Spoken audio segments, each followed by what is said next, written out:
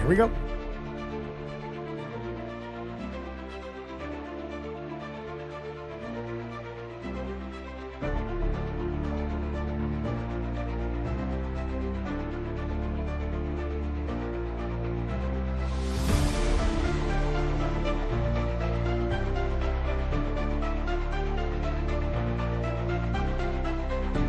Welcome to Squatch-D TV, where the truth is first before all else. Join your hosts, veteran investigator, TV personality, and author Steve Kulls, and from the Kentucky Bigfoot Research Project and the Kentucky Fried Fixes channel, Chris Bennett. Sit back and prepare to take yourself on a journey with the longest-running Bigfoot podcast, Squatch-D TV. Here are your hosts, Steve and Chris.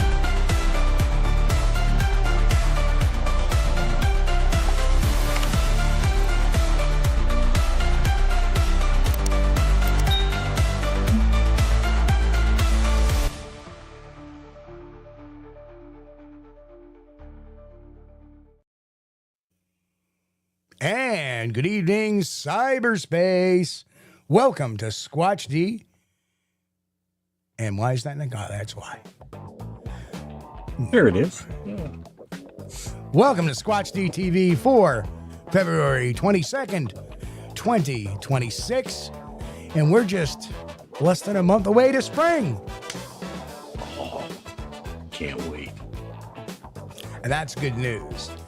And hello to everybody there in chat. We see y'all. And we're going to do a roll call tonight.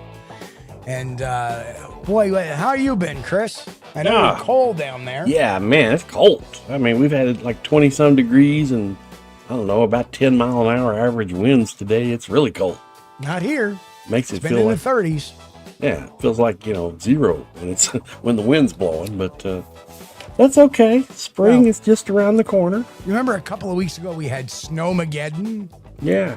Well, now the south and east of us, it's getting battered. Walter Kroll, I'm so sorry. They're supposed to get 14 to 16 inches plus of snow. Oh, my goodness. Yeah, they're going to get 2 feet. Yeah, you guys have all kinds of weird stuff. Like you had thunder snow. Yeah. Thunder snow and the bomb cyclone and the bombogenesis. Your weather is horrifying in New York. It really is. Nah. Well, anywho, so today on the weather, we got a weather alert saying, we've updated the weather maps. Like, oh no, we're going to get plowed. Nope, they lowered us to a winter weather advisory for my area. Yeah. Well, that's nice. Now you go about 25 miles south of me, or even 20 miles south of me, and they're in a winter weather watch. They're in a winter storm watch. Storm watch, yeah. We're in an advisory, which means we're going to get 2 to 4 inches. We'll probably end up getting 4, but good. Yeah, the Beatron. Yep, he's saying Attleboro, Massachusetts, like 24 inches plus. Wow, gosh. Oh man, my heart goes out to those people. Don't like snow. I mean, don't get me wrong. Snow once a year is okay, but not a couple of feet. 2 or 3 inches, that's fine, but not 2 feet. No. Well, I'll tell you right now, nobody will be working tomorrow. The kids will be loving that. Get to stay home from school. Yep. And me, tomorrow's not a travel day for me either. So, my travel day will be Tuesday and Wednesday and Thursday. Yeah. If I can get some appointments squared away. Well, that was the thing. When I was a kid, we used to love snow days. And we was like, oh, please let every day be a snow day. And then sometime later, we found out that, oh, well, that means you just have to extend the school year that many amount of days that you missed. And man, that sucks. All right, rub it in, Sandra Piper. Rub it in. Said her grandkids went swimming in temps 86. Yeah. Oh, wow. I guess we're talking about Florida, maybe. Yeah, Florida is nice. It's nice. Anyway, let's do our roll call for the night there, Chris, and let's get that over with. Scroll up here. First in wow. tonight, First in tonight was Reverend Quantum Bigfoot. Hello. Hey, Rev. Yeah, And I welcome. did get your message about 50 large not being available in the UK. And I do not know why, because it's supposed to be listed on Amazon UK. So I will double check that for you at some point and make sure that happens. And of course, Grant Rasho, RSV. Oh, I'm so sorry. Oh, man. Grant's sick. Hope you get to feeling better, bud. Yes.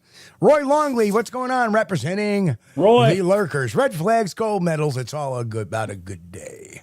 Okay. And of course, we got Walter Kroll, Pat Collins, Walter. in the blizzard Hey, of Pat. 2026. Karen Fisher, what's going on? Danny Karen. Weeks, Southern Sierra, Bigfoot, hello. Danny. And now we got some. Pete H, good to see you, Pete. Pete. Sandra Piper, hello. Sandra, welcome. All right, man. And Bigfoot Florida guy, Richard, what's happening, brother? Bigfoot, Florida. Who else? The guy. Beatron, what's going on? Beatron, Mike Stetton, hello. Hey, Yeah, Mike. Mike's out west in Western New York, I believe, and I think he's going to be clear of it. But Ron Meldrum, hello. Jen, what's Ron. going on? Hey, Jan. And hello to your office assistant as well.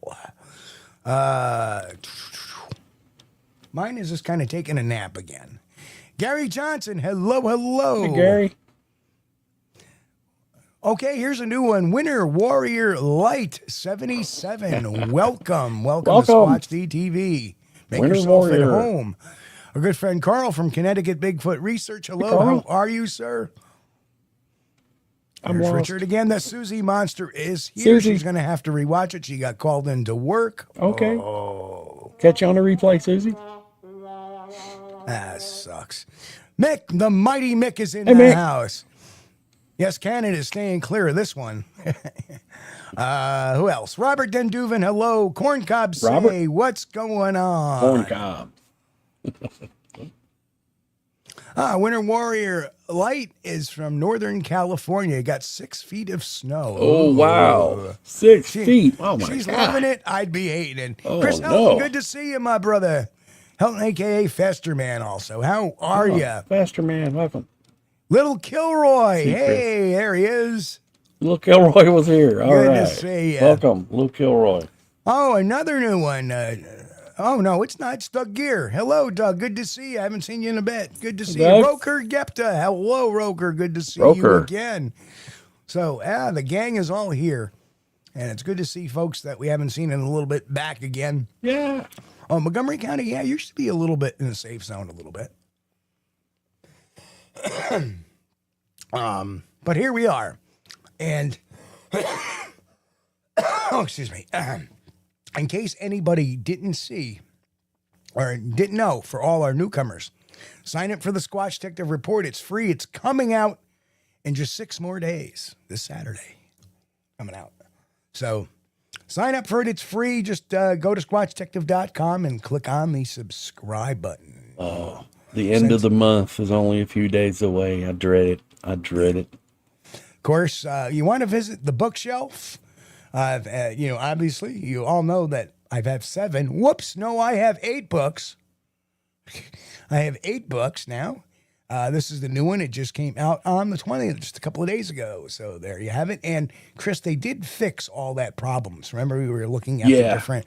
good. That's all fixed now, and now I can link them to as well. So they're all Good. linked to the bookshelf. So everything worked out fine. Maybe there. because it was just recently been put up. That's probably what it was.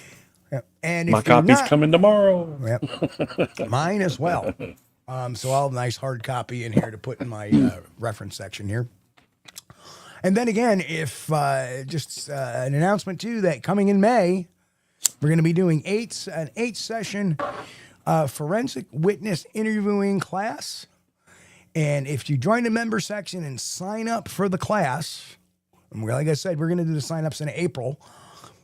You will get a PDF copy of this book, or wherever the hell it is. You'll get a copy because that's the textbook for the class. Cool. So there you have it. There you have it. So now we got the announcements and all.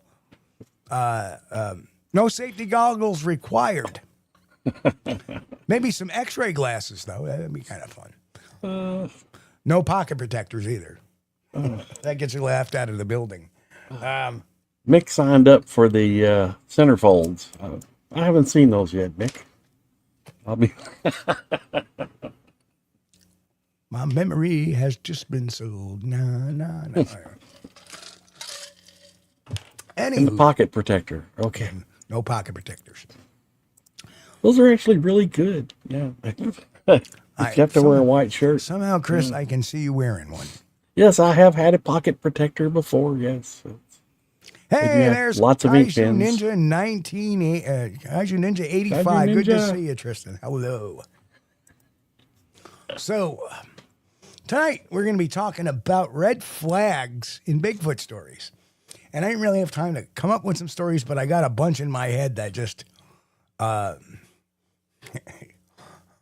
no. But we have a number of reasons that what ticks my little boxes for red flags in Bigfoot stories. And we'll start off with number one. Whoop. Wrong button, Steve. Is behavioral leakage. And that's a mismatch between emotional presentation and claimed threat level. Examples: flat effect during a violent encounter. Oh yeah, and it was we were scared to death, and it surrounded us, and emotion that appears cued rather than spontaneous, and over controlled posture during stress recall. So these are just some of the red flags. Emotion that appears cued rather than spontaneous. Let me give you a couple of examples of what I'm talking about. Years ago, there was a video that came out that had a Bigfoot seemed to be gliding in the past, and it was kind of a gliding motion almost. And it was a couple of kids, young adults, in a golf cart on their property, and they happened to videotape this just serendipitously.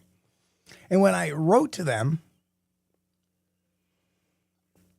any kind of personal leakage should have a flag, and it's true, and a diaper.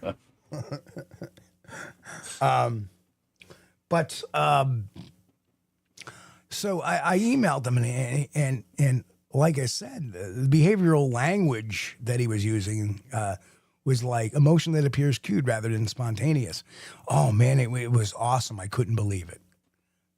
Can you describe your sighting to me? Oh, it was awesome. I couldn't believe it. Yada yada, and then that was it. It was like 3 sentences. So I immediately wrote back to him. Said, "All right, listen. I know this is baloney." Yeah. And then he wrote me back, basically, and I wrote a little bit asides. I can't really recall what I had written, but he wrote back and said, "Yeah, I'm sorry. Me and my brother were kind of bored, so we decided to make this video." Right, boom, ignition. Yeah.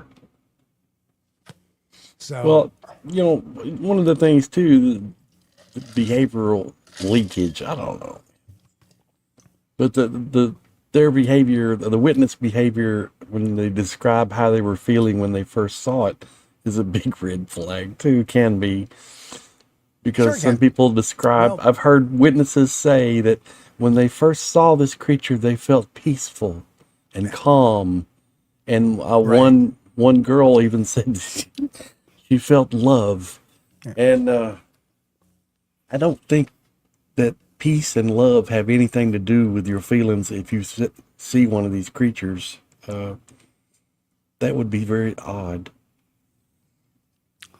Kaiju put a question up there. You might want to. Kaiju Ninja says, Steve, whenever possible, do you try to get a visual of a witness telling their story to see if their behavior as opposed to just hearing them? Yes, absolutely. But part of my investigation process is 1, get the written report, 2, get the oral report over the phone at first, and then 3, go to an in-person interview. And now the beauty of things with things such as Zoom and Microsoft Meetings and even StreamYard, I can pull a person into a private StreamYard room, record their interview, and talk to them and read their behavioral cues. So that's really good. One of the things is the mismatch between emotional presentation and claimed threat level. And one of the greatest examples, and I've used it before, was the Bigfoot Peeper case. Right. Where he's supposedly videotaping it for 8 minutes. Then his wife comes in and screams, and then he got his firearm. Right. Well, your first reaction, if you felt the threat level was that high, would be to get your firearm, not to pick up a video camera. Absolutely. Right. So that is a big red flag there. Let's go on to the next one here. Oh, this is a good one too. Red flag. My friend sent this to me. Yeah, absolutely. Yeah.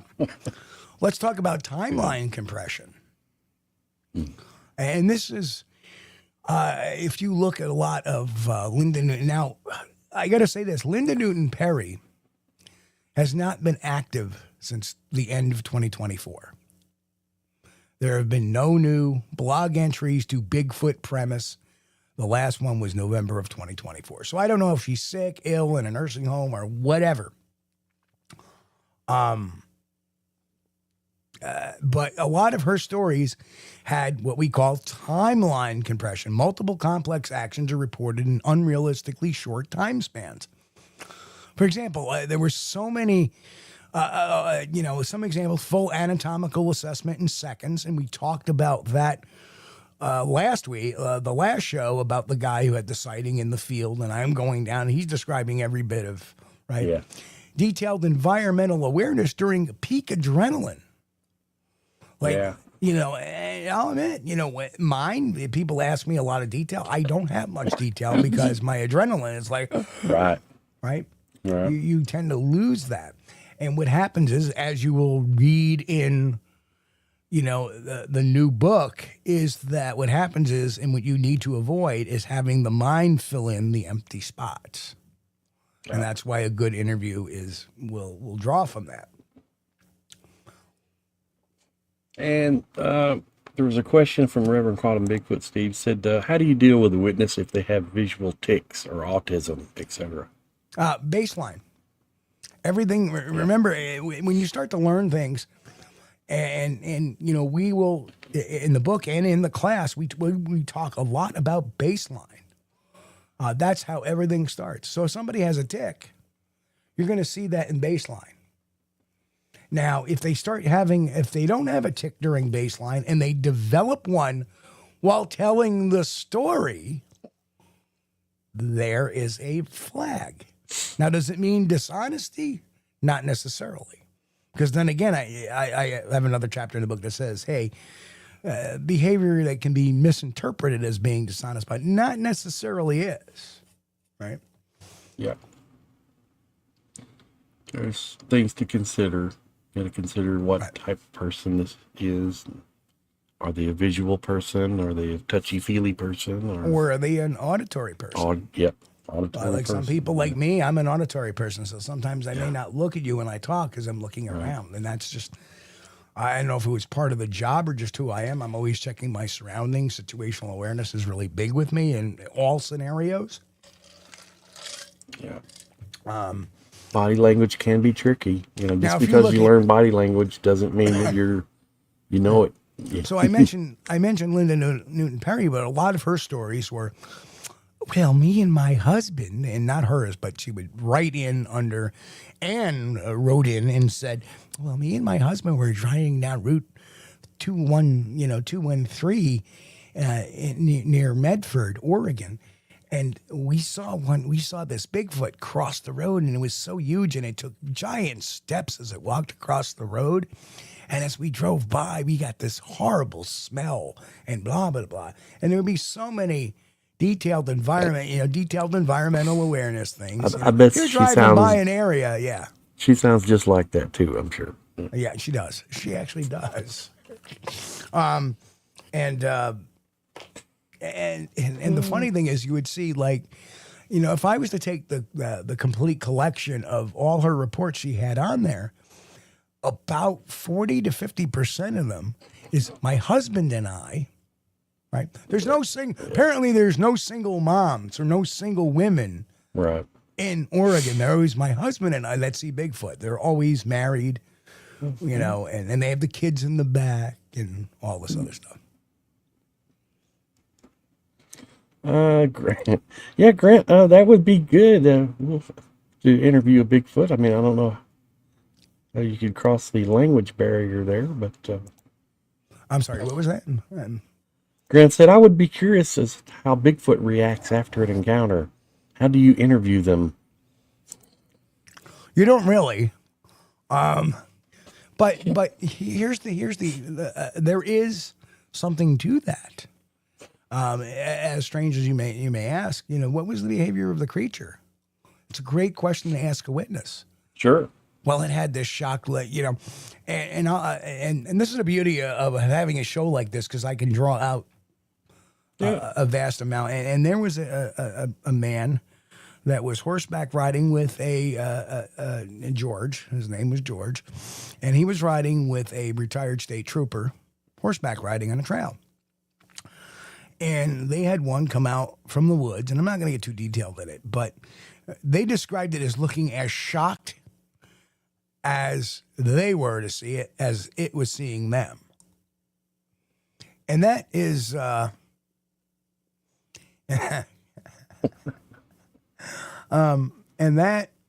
is a huge thing. And sometimes you can, a behavior of getting a description of, well, how did the creature react? Just asking that kind of question can give you a lot of insight to whether the story is true or not. Because you should expect it to act like another creature of the forest that comes upon you upon happenstance. Make sense? Yeah. Bigfoot Florida guy says, red flag. I have 20 Bigfoots living on my property. No pics, no video. No Shaking audio, not even a lousy plaster cast. That's right. Yeah, Absolutely. well, you know, believe it or not, we ran into that back at, in 2010, back on the Bigfoot forums. People were coming in there and they were talking to these habituators, you know. Oh, yeah, I have a family of Bigfoot creatures living we're in my gonna get to that backyard. We're gonna get to that. You couldn't call them out because you'd get in trouble. I hated that. You know. Oh, we used to call them terrible. out all the time in the old days. Mary Green and Janice Carter and whoever else that had the Bigfoot walking, you know, like Janice Carter said, oh, Fox followed me to Salt Fork. You know, what did he have what did he have, a road map? Yeah. Yeah, there was the psychic link, you know. Yeah, but to think of Bigfoot walking from Tennessee to Ohio in record time, in almost the same time it took to drive. Pretty good, yeah. Maybe he rode in the trunk, you know. Asking for garlic and knocking on the door and asking for garlic, but not powdered. He wanted the... No, need the fresh, yes. They didn't want the powdered kind. They want the powdered kind. I'd be like, I'm sorry, you get what you get. You're asking, you know, no, beggars can't be choosers. Dude, if you know, in all fairness, if Bigfoot knocks on my back door and asks for fresh garlic, I'll say, well, let me make a trip up to the store, bud. I'll be right back. Right. Yeah. I'd go get it for him. Yeah. That's... You can't make this stuff up, folks, but other people can, apparently. Oh, boy. So, sensory overload stacking. Too many dramatic elements are packed into one encounter. Examples, extreme size, glowing eyes, sulfur odor, infrared paralysis, rock throwing, telepathic elements. All in one Bigfoot sighting. A little bit much. A little bit much. So, any examples out there that come to mind with you, Chris? That stories we've heard over the years.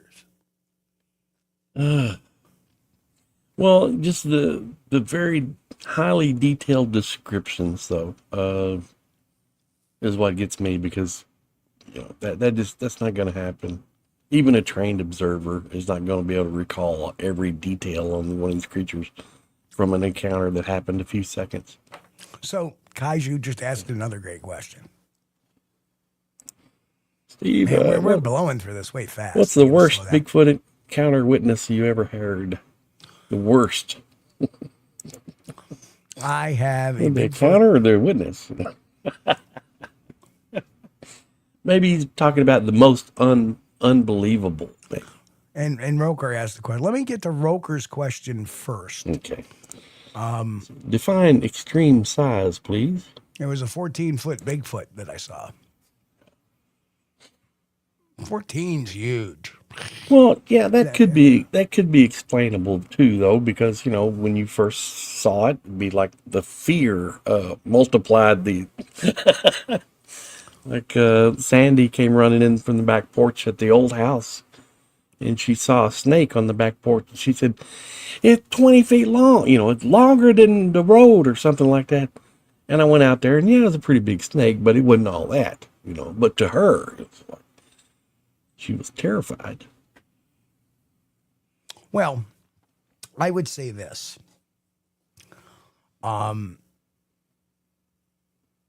Extreme size starts off with, well, yeah, my encounter started with this 14-foot Bigfoot that I saw about 100 yards away. Oh, and that's what happened in New Hampshire a couple of years ago. Yeah. Where we're going to investigate these pictures, and he starts pulling all these other sightings out of his ass. And the white Bigfoot that's very violent and aggressive that he has to get out of the forest if it's around, and it's But I mean, portals, orbs, just all of these elements stacked into one Bigfoot sighting or encounter. Now, Tristan asked, what is the worst? And I was actually going to cover this in my last point of that, so I don't want to give that one necessarily away just yet. But let's just say I get a message from this person who says that they have this issue and they're in fear, and then the next day things start turning even weirder. That, like she's taking pictures in her yards of these things, and pareidolia is right there. She's taking a picture and there's big old, are you seeing these things? Well, yeah, I see them. And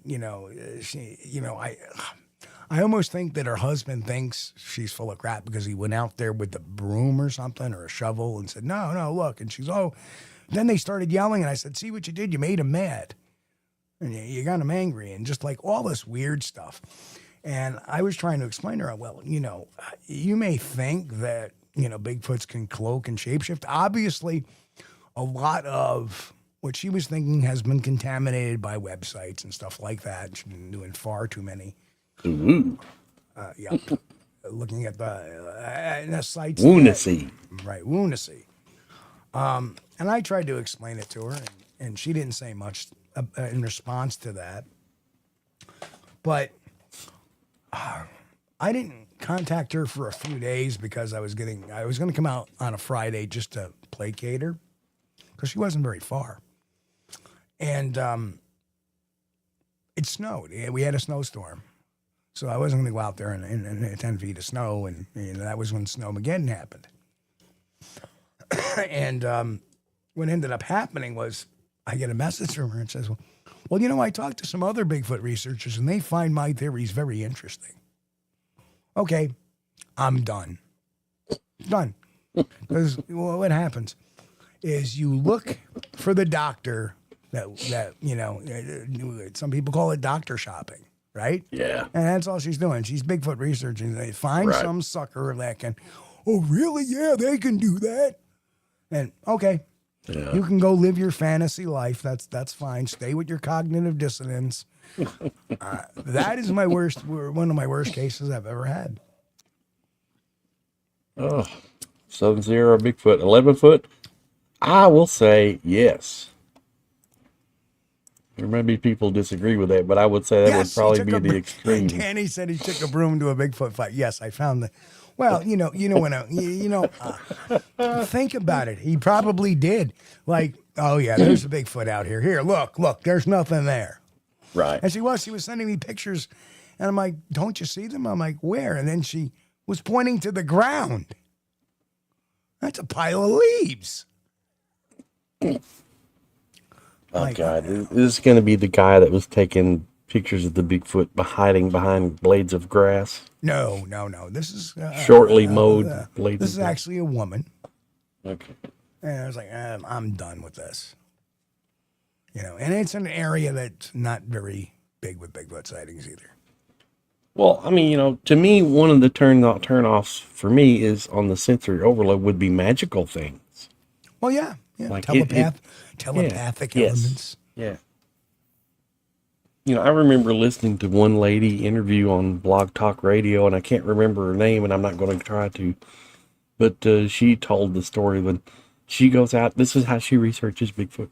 She goes out into the woods and then meditates until she makes a connection, and then the creature controls her.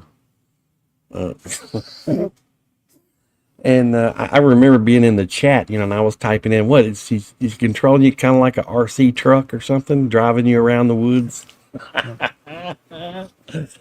But that's just kind of hilarious to me. Maybe I'm a little childish.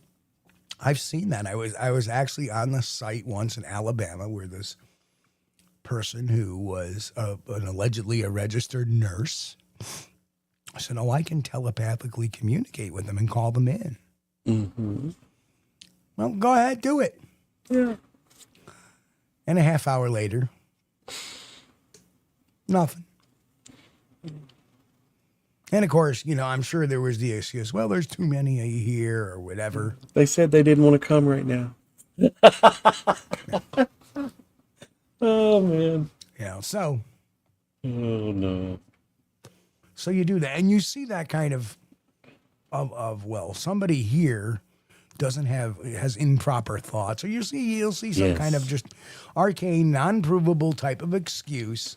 Yes. As to the reason why, just so they can stay clear of saying you're full of shit. They can read your minds and somebody's thinking dirty thoughts about them. Right.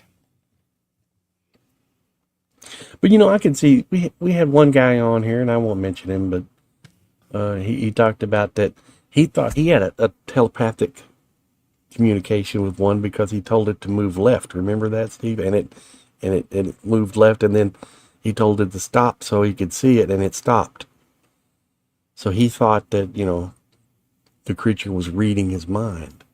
When in all, realistically, it was probably just a coincidence, Considering that if a Bigfoot knows what left and right means, or English for that matter. I brought up the point that, sometimes when we're coming up on a red light and I've got the family with me in the car, I'll say, turn green now. And then the light will change to green. And I'm like, aha, did I do that? No. Just a coincidence. Yep. But it is kind of fun. That was a game my father used to play with me when I was a little kid. Yeah. He used to wait behind the red light. He goes, blow it out. And like a second later, the light would turn green. Yeah. He was just sitting there counting the time. Yeah. Yeah. Oh, man. So my father was a joker like that.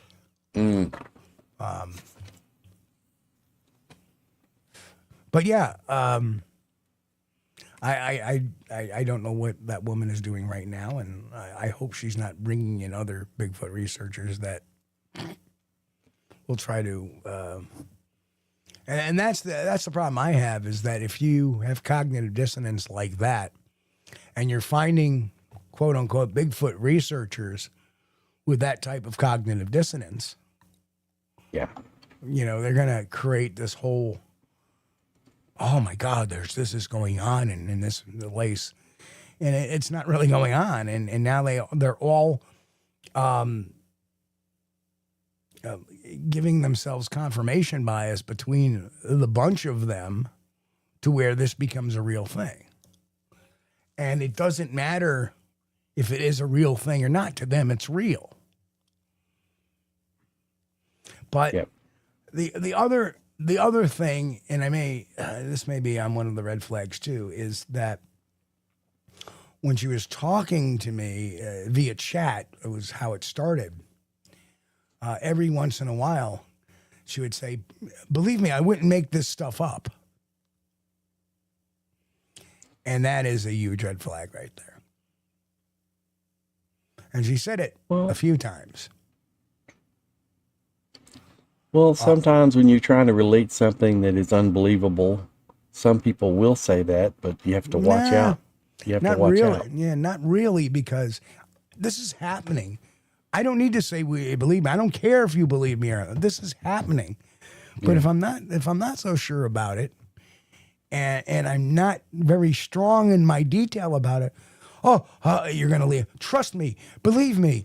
To be honest with you, I swear to God. Okay, to be honest, yes. Yeah, right. But these are all variations. These I swear on my children.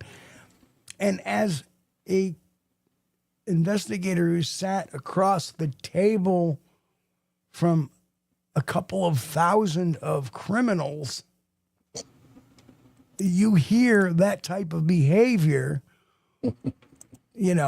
honest to God, I swear on my kid's life, this is the first time I've done this. Yeah. Right.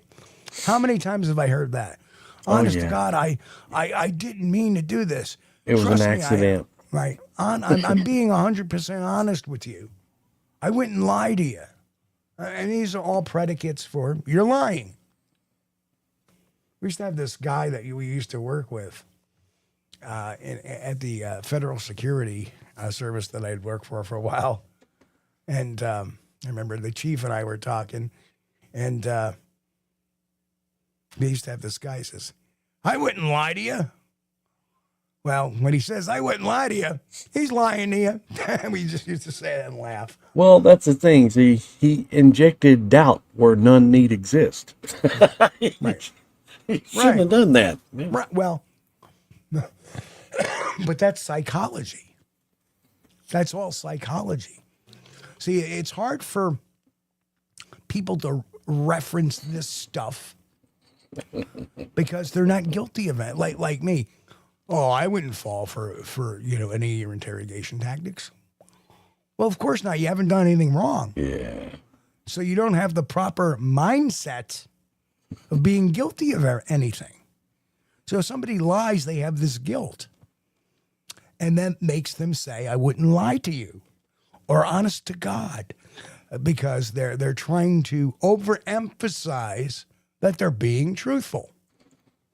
Yes, but see, the thing is, I have told people before that preceding a fact I was getting ready to tell them, I said, well, you're not going to believe this, but so-and-so, and then I would tell them a totally factual thing that had just happened. But it wasn't because I was trying to suspend disbelief. I was trying to expand on what just happened is incredible. But you see, there is a difference between you're not going to believe this and I wouldn't lie to you. Or honest to God. Or honest to God. Because trying to reassure of your credibility. Yes. You're trying to reaffirm that this sounds crazy, but it happened, right? Right. I'm not exactly. ticked off about that. But when you have honest, I wouldn't lie to you about this. That's the issue. Yeah. Right. And it's right. They're trying to reaffirm they're being honest. Yes. And that's a totally different, that is a huge red flag. That's right. I swear on my wife, children, Bible, dog, cat, and platypus. That's right. You can't double down on your own credibility. It doesn't work.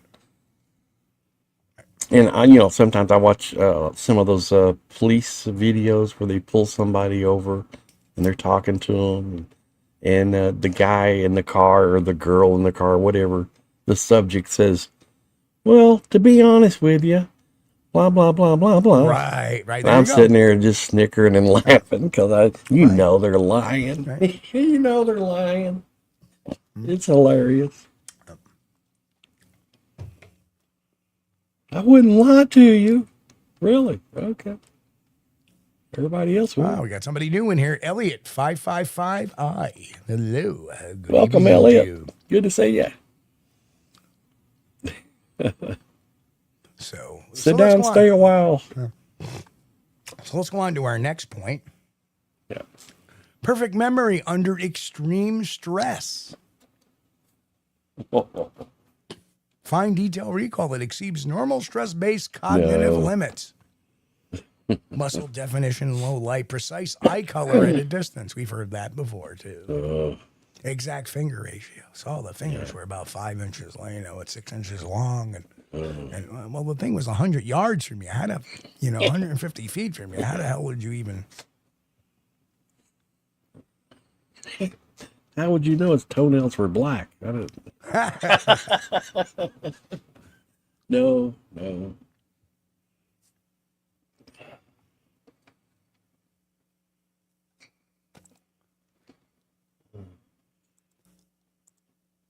Muscle definition in low light could be makeup. Becoming a hashtag show. Gary, you're treading very closely. The hashtag is stop the lunacy. I think that's what it is. But yeah. This again. Hashtag no red circles. Hashtag no cryptozoology. This one goes back to the other point I was talking about earlier. Perfect memory after you've had a sighting. No, it's not going to happen. No, because in any traumatic event, there are pieces. Yeah. And again, the book explains that too about memory recall, and that's why you need to,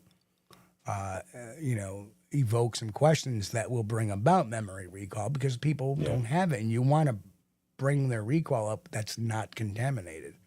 Yeah. So I know Tristan had another question too. Oh, you meant to pull that one. Yeah, there it is.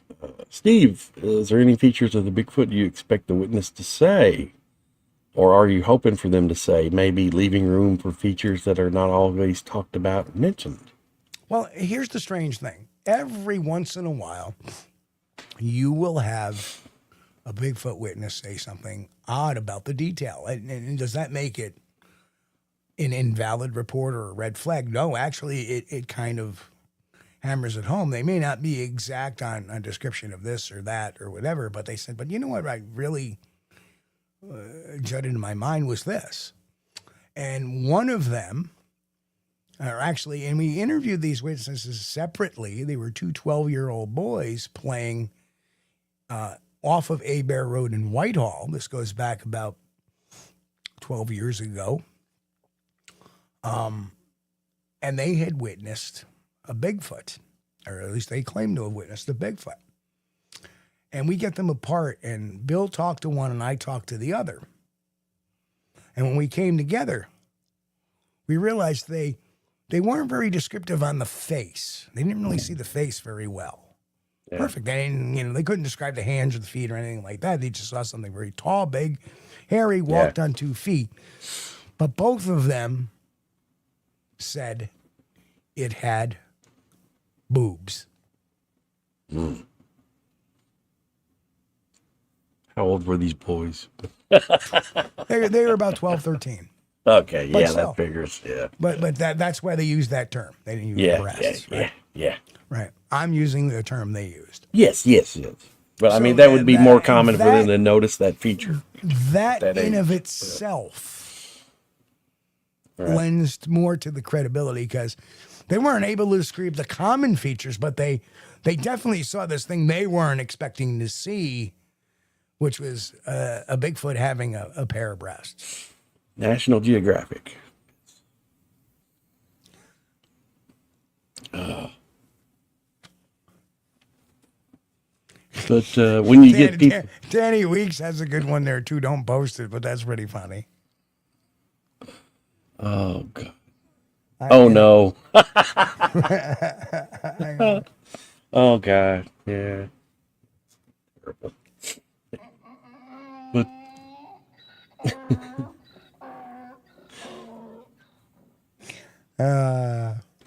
But there are questions that I ask somebody if they've had a very close encounter and they've actually seen the creature face to face. Welcome, habit habituation Bigfoot. Welcome.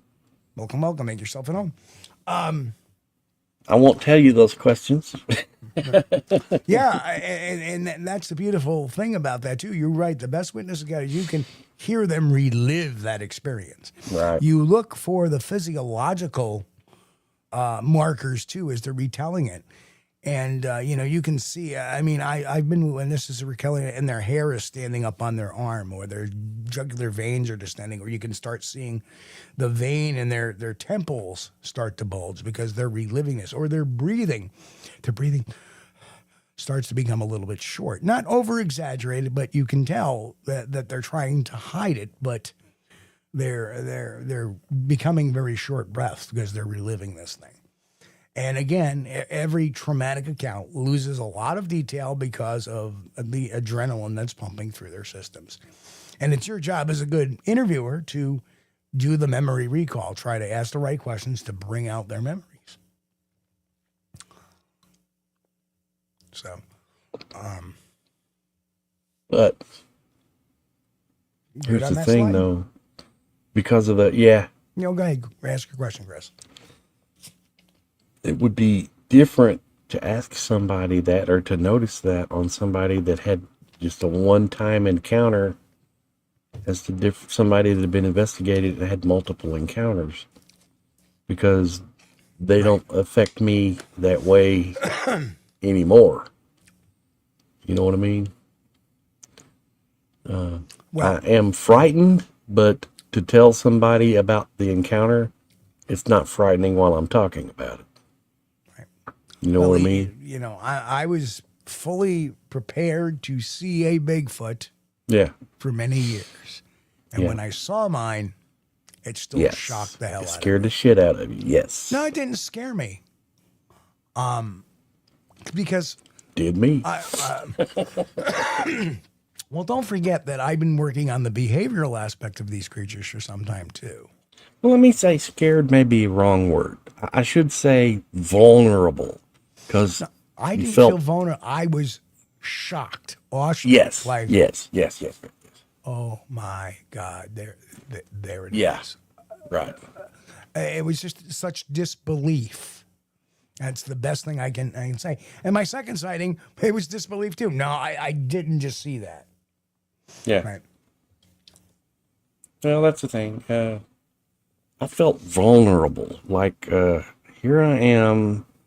At that point, I was like 3.5 miles into the woods, and nobody else was around. I was like, this thing could rip me in half.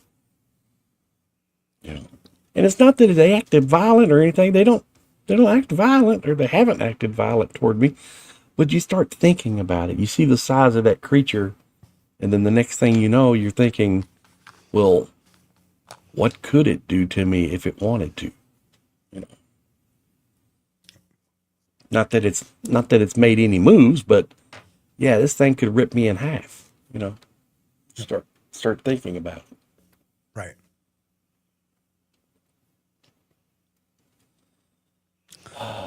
So somebody decided to come in and try to be a troll. So Don't worry about it. They have been removed. Don't worry about it. Chris, Yeah, we haven't done this in a while. What do we do when we have a troll? It didn't work. Enjoy the band.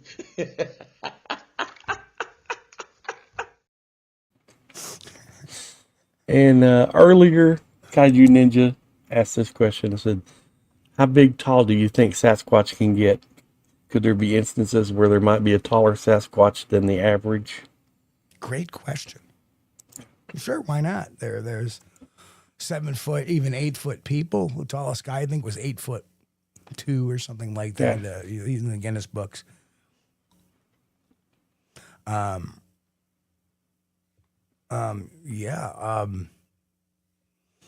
Sure, why not? I mean, could there be a 10-foot Bigfoot out there occasionally? Absolutely. And I will say this. I've experienced from maybe about 2 feet tall to comfortably, assuredly 11 feet tall. Right. Other than that, don't know. Can they get bigger than that or smaller than that? I don't know. But 2 feet tall to 11 feet tall.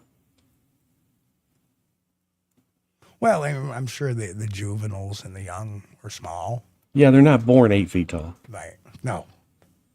Or 7 foot tall or whatever. But Right. it seems like the average is between 7 and 8 normally. So Yes, occasionally I you would might believe find a that, 9 yes. foot one or maybe even a 10 I would foot agree one with on the that, far yes. extreme. I mean, think about it. The average person is about 6 foot tall now. And, Yes. and the R extreme is 8 foot. You know? Yes. You don't see too many people above 8 foot tall in our, Right. And it is hard to accurately estimate the height of one of these creatures because you don't have a good frame of reference. You're used to seeing humans. So what I tell everybody, please, if you're in the woods and you see one of these creatures, look at the tree that it's next to. Because if you're in the woods, there's going to be a tree. Look at the tree it's next to it. Remember the limb that's closest to its head, and then go back and measure that limb later when you do your follow-up, because you're going to be completely, flabbergasted about trying to guess their height. Something 8 feet just doesn't register. You're going to be thinking, oh, that's probably 18 feet tall, or something.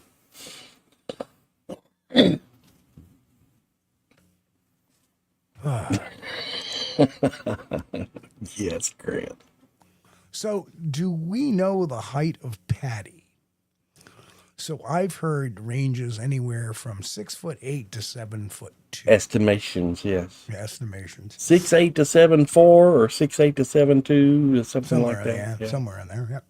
But we can't. I don't think there's any way to get that down to the inch. I don't think there's any way. Yeah, And I know Bill Munns did a hell of a job on his study. And John Green had Jim McLaren out there who was 6'10", and it was bigger than him. Yeah.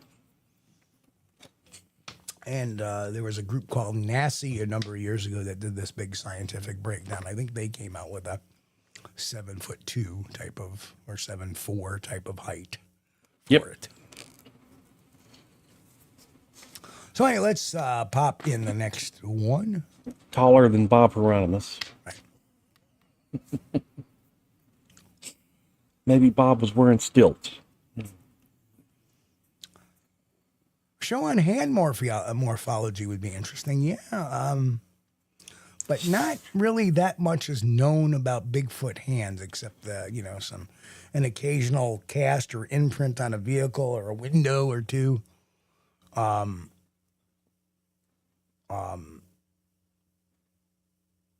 Really difficult to break that. I mean, we could look at comparative of other great apes and us, but we don't know much about the hand structure because we don't have a really good full hand cast.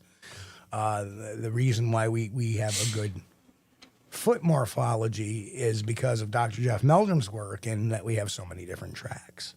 So let's look at the structured narrative consistency. A story that sounds polished, linear, and fully packed from the first telling. What makes this as a red flag is that real traumatic recall is fragmented. It contains pauses, corrections, and nonlinear sequencing. And I probably can describe this. I probably can better describe this in another year. But I was reading a website recently where every story that's told has a lot of these flags. It's structured. The narrative is consistent. There's an element of melodrama in it, almost like you're sitting on the side of a story. Now,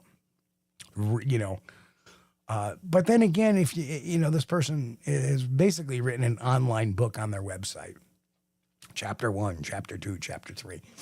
And really, they're not very long chapters. They're maybe about 5 pages if you were to put it in book form. And eventually you see it metamorphosize into the woo real quick. Right. Towards the end. But the story is written like you would write a book, a story, like a narrative. Okay, I get that. Maybe you did that because you're writing this like a story. And I'm certainly sure that I could take some of my experiences years down the road and write it like a story as well. And that'll be in the works at some point in time in the future. Not quite done with my journey yet, so I don't want to do that till I'm almost done with my field work. Then I can write a nice story. But the issue I have is when somebody comes up the first time and they have this very highly polished story, and it almost sounds like it's too rigged. So I can't really think of any off the cuff examples of that, because like I said, if you looked at this website, which I'm not going to drop until later time, it reads like a book. But when you're writing for the web or you're writing on the web, it's a big difference from when you're hearing the story being told and it sounds very polished. That's why the Bigfoot story channels on YouTube have this, right? Yeah, very, very story-like atmosphere. Or they have anonymous witness A, and they seem to have this very fine structured narrative. Well, I was driving up to the. It's very, very, very creative writing, I'll say, for the scripts. And when you interview these people, they have no cognitive, like you're looking at and they're telling you, well, yeah, and I did this. And you expect in any given interview for people to, because they're trying recall and judgment and estimation, you expect that eye movement. There's no natural memory gaps. They know they were traveling from point A to point B, which is exactly X amount of miles, and they know the time exactly. A lot of times you'll have an honest witness say, well, it happened at 10:04. Well, how do you know that? Because actually when I just got done looking at my watch, and I looked up in there, boom. Because he asked me for the time. Let's... Saw Bigfoot in the woods, and he said, "Hey, buddy, what time is it?" It's 10 o'clock. Do you have the time by chance? Yeah, it's 10:04. Yeah. That's a very nice watch you have there. Anyway,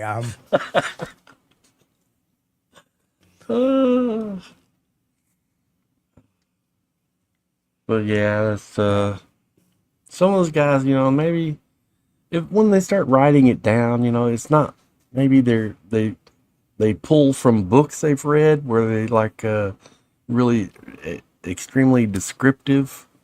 Yep. Like, I leaned up against the tree and I sighed a heavy sigh.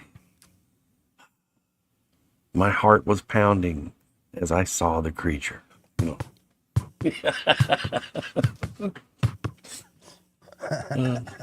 Hey, see, I got to do the. Go ahead, do you the story, Chris? No. You got thinking about the story of Chicken Heart. Chicken Heart. The Chicken Heart's gonna get you, yeah. Boom, boom, boom, boom. But yes, I'm standing there in the woods. My heart's beating, and then all of a sudden, a noise got my attention. I'm of the opinion that some guys that are writing down their encounter could get a little creative to make it sound more dramatic, when, like the truth of the story was, if the guy did have a sighting, he was hiking in the woods, stepped around the tree corner, saw Bigfoot, said, turned around and walked away. Right. But when he starts writing that down, as I was tracing through the woods that day, it was very warm and I could hear the birds singing, and they start adding in all this other stuff. Yep. Yeah, it's very detailed and it's polished and Oh yeah, it's rehearsed.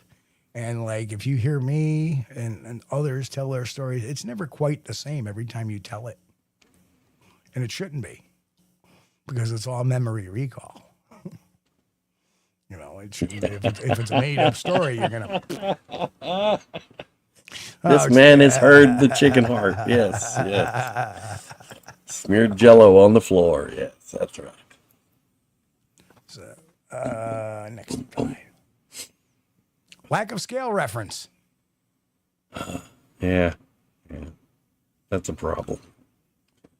Well, I tell you, I can't wait because, and it's kind of funny because I have to wait on telling folks these stories. Yeah. Because I got a couple of I got one really good story to tell and show everybody, but I can't do it yet. Yeah. Unfortunately, TV calls. So I got to wait until the airing of the episode to talk about it. Yeah. So, but my goodness, there is one that's going to go, oh my God. And I'll show it to you. You know what, Chris? When I can talk to you about it privately, but well, I'm under NDA too. That's right. Lack of scale reference. How many times we have all these sightings, all these films, and nobody says really any size, no distance estimate, distance estimate, no object comparison. Remember that video we did from Kentucky, and when we actually did the evaluation using known figures and put all the formulas, it turned out it was just like 5'5" or 5'6". Yeah. Right. Remember the road was nearby too. Right. Yeah. They're talking about it, but they put it out there, but they never say how far away it was. They don't say, oh yeah, that mound there is about 150 feet away. Right. And because why is if you're doing a video and you give the distance, you're now able between looking at the focal length of the camera and the type of camera that is used, and the internet takes over, right? You can determine the height of something. Yes. So that's why that information is not readily available or put out there.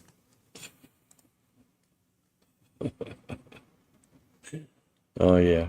You want to get this next question, Steve? Go right ahead. God, you Ninja says, Steve, what's the strangest, craziest Bigfoot behavior you've heard?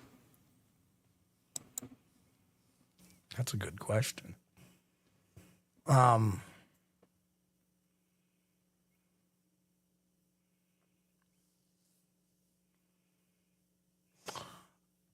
The one I did last year, it wasn't the craziest. It was just strange that we have something that maybe stepped on a piece of glass, or maybe it was trying to kill a fish in a stream, but it had a rock above its head when the guy spotted it. Yeah. And then when it saw him, it just dropped the rock and walked off. Yeah. But it's one of those weird things that, makes it's kind of it's an authentic sighting, because that's one I've never heard of a behavior that it was doing. It had a rock over its head as he passed by, and I looked at him, and it just dropped the rock and took off. So, finding the trackway, he says it was big. Yep. Yeah.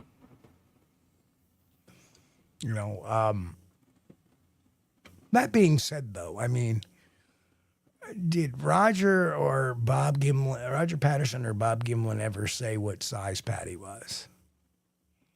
Were they even asked? I don't think so.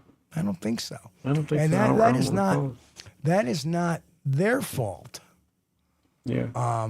They're telling a story.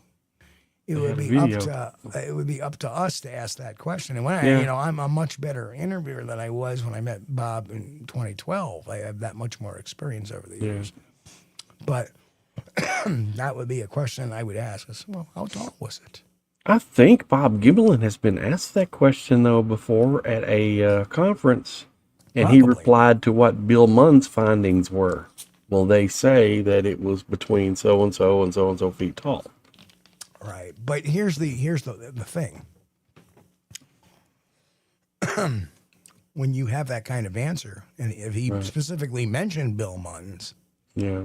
right, what happens is that can be considered witness contamination. Right. He's not basing that upon what he observed. He's basing that as a missing fragment, fragment, saying, I really didn't think about how tall it was or really remember how tall it was. Right. But now I read this and now it becomes part of my memory. Yeah. And that's, well, I don't think he's dishonest. I think he probably just didn't know. right. And he was trying to revert to somebody else that would be a more of authority Right. to determine how tall it was. Right. But I mean, if he just said, and that's probably an honest answer because, like I said, Yeah, I think pieces so. will be missing. I mean, Right. Bob could tell you how far away it was. He just couldn't tell you how tall it was. Yes, right. And that's the problem. If you get somebody that sees one from 200 yards away and they're saying it's 15 feet tall, Well, how in the hell can they say that? It was a very dramatic event. You have a Right. bucking horse. Right. You have Roger Fiddle fumbling around. He takes off running, falls on his face, gets back up. Exactly. Right. There's a And lot going on. That goes back into the realm of believability once again. Bob's job was to pull the rifle out and just make sure that, it didn't charge at Roger. Right. So a lot of moving parts there. So there is ample amount for pieces of memory to go missing with all the adrenaline dump.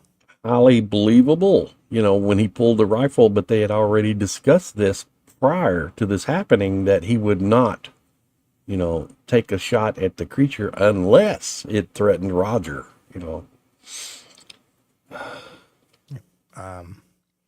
And that is such a missed question.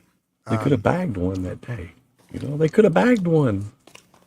Well, according to a certain researcher, they bagged a bunch of them. Oh, yeah. I mean, they're still buried up there at Bluff Creek. We just got to go in there and find them. Take and get me a willow stick and witch them,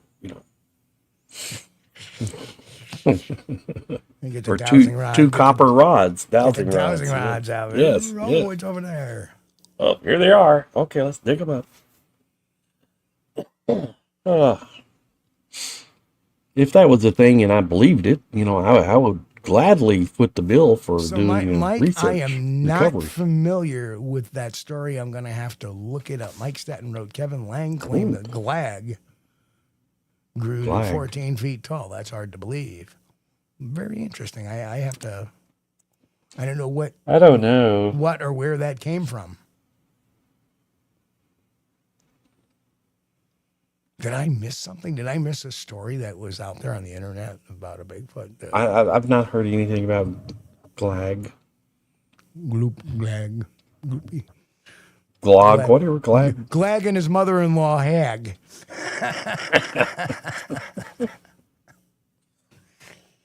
But some of these things can get very large, and it's horrifying, and I know I've said this before, but I keep going back to it. It's like if you can remember when you were the size, like you were a 5-year-old kid and you're holding your adult parent's hand or a grown-up's hand, and you're looking up at them and, you feel like they're,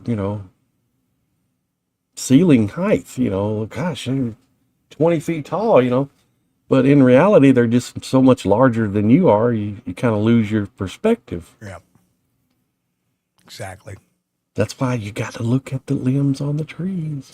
Right. You never, and funny you should say that. There's a portion in the book about talking to people about, it's instead of asking them how tall it was, Right. you ask them to do a size comparison. Yes. Was it tall as the doorway or was it larger than the doorway? Right. Yeah. And that's when you start getting real. And then you can estimate that height. Yeah. When we measured mine, nobody ever asked me how tall it was because I didn't know. What we did was we measured where the head was next to the pole it was standing next, and it turned out to be 8 feet. About 8 feet. Could have been 7'10", it could have been 8, could have been 8'1", but it was about 8 foot tall. Right. Now, that can't be exact. And, that witness that we had on the show years ago on Blog Talk Radio from Logan County, Kentucky, the one that I went there and did a follow-up visit with him. He told me about his neighbor having seen one of these creatures inside his tobacco barn. And when he went into the barn, the creature went out the other, you have a barn door on the front and barn door on the back. Those barn doors are roughly around 10 feet off the ground, the height of it. And the creature actually stooped his head over to go out under the doorway. Now that was a big old boy. Oh, yeah. That was a big old boy. Well, how tall are most doorways? 7 foot? Well, for a barn door, a tobacco barn, usually they'll be 10 to 12 feet, from the ground. But usually it's 10, From a average doorway is 80 inches or something like that? So like a normal door in your house. Right. And that sounds, like, okay, it sounds like 11 feet. But then again, we know that Bigfoot tend to walk kind of hunched. Yes. So it's possible that it really just was Yes. motive. Who knows?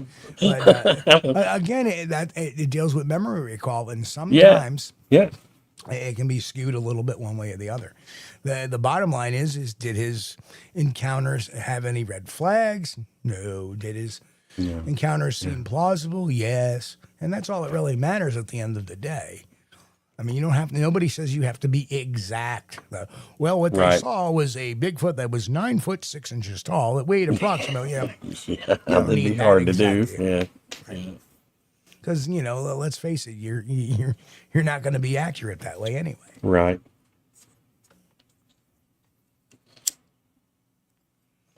Yeah. No, that's only snuff. Tristan said, I thought Bigfoot hate tobacco, according to Osterman. Yeah, they're not big fans of snuff, evidently. Or maybe they are, just in moderation, because if I recall from Osman's story, he gave what he called the old man a pinch of snuff every now and then. And he kind of acted like he enjoyed it. But after he ate the whole can, that wasn't too pleasant. But, you got to give Osman credit. Okay, if he made that up, boy, that was golden. It was good. Well, he's a guy who's in the forest all the time. He's got nothing to do but make stuff up. Yeah. I mean, what's he doing? Digging? All right. Ate a whole can of snuff and then washed it down with a pot of black coffee. I would say that would do it. Yeah. Sounds like breakfast at the Kulls residence. That would do it. Oh, man. All right, next. Wow, we're motivation signals. Of course, behavior suggesting audience and reinforcement, immediate monetization, or escalating claims tied to attention. Let's look at the Bigfoot Peeper case again. He doesn't go to a researcher and say, hey, this is what happened. He just starts plastering it all over the place in Bigfoot groups. I got this. Oh, yeah. Right. Attention. Oh, yeah. Money. Yeah. Well, he wasn't looking for money. I think he was looking for look at me. Yeah. Elevation. Look at me. Yeah. Because, because of his background, psychologically, he probably was in a low place. That was kind of funny when he said, oh, that wasn't me. Well, really? This is your mugshot. Part of the you-know-what registry.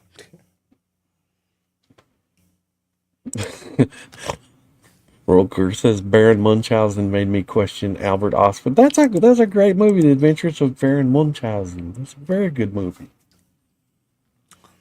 Every time I hear Munchausen, I think of the actual syndrome. Oh, no. Not Munchausen syndrome, but Munchausen's by proxy. Yeah, right. And actually, this one has very local ties. That there was a woman here by the name of Mary Beth Tinning that resided in Schenectady, New York, which is only about a 40-minute drive from where I'm at. It's part of the Tri-City area, Troy, Schenectady, Albany. Right. She had a child. Welcome, Gianni. Hello, Gianni. Welcome. Better late than never. Catch it on the replay. She had a child that died of SIDS, sudden infant death syndrome.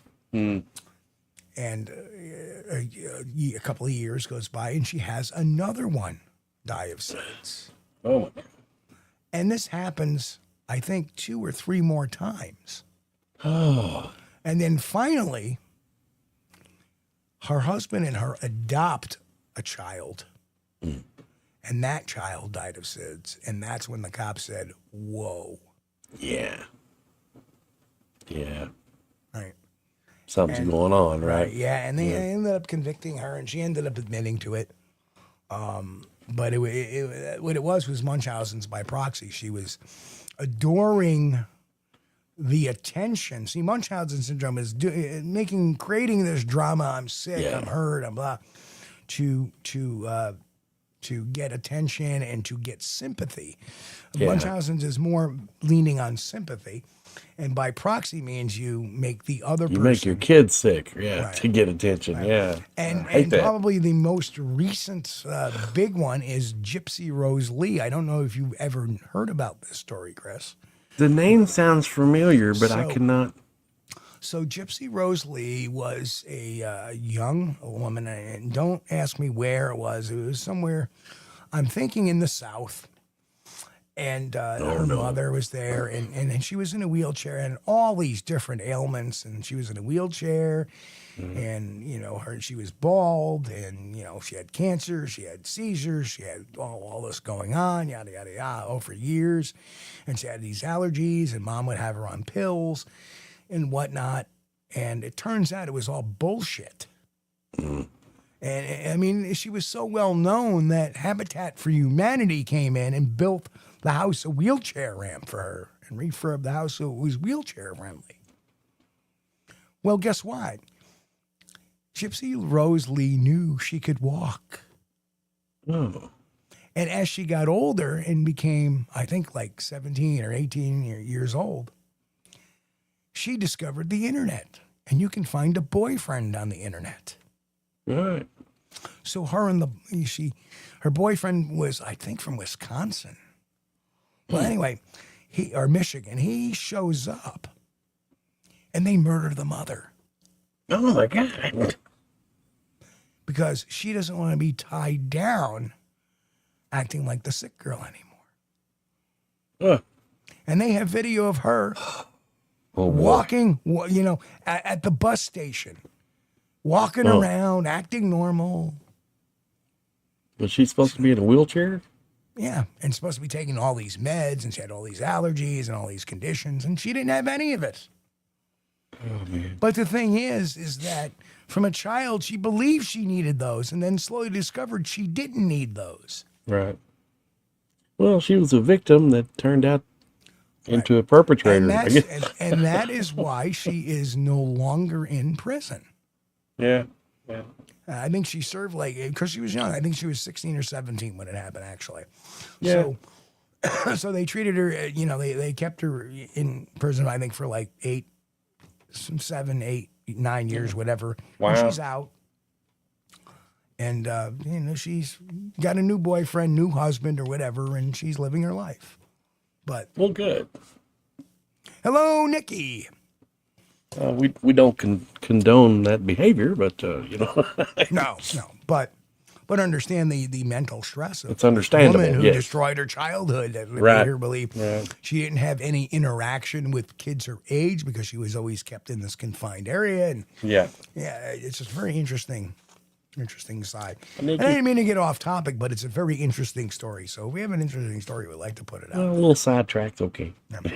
But that's the Munchausen's thing. Very fascinating stuff. And to me, this stuff fascinates the heck out of me. Behavior, why people do what they do. Right.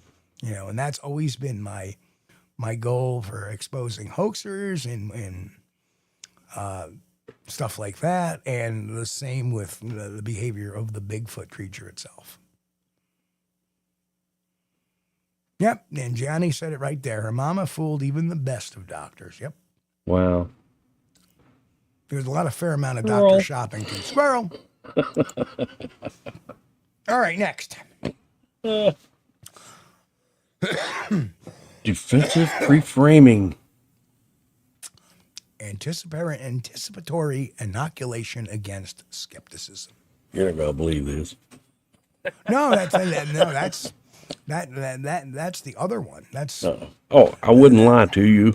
no, it's not that one either.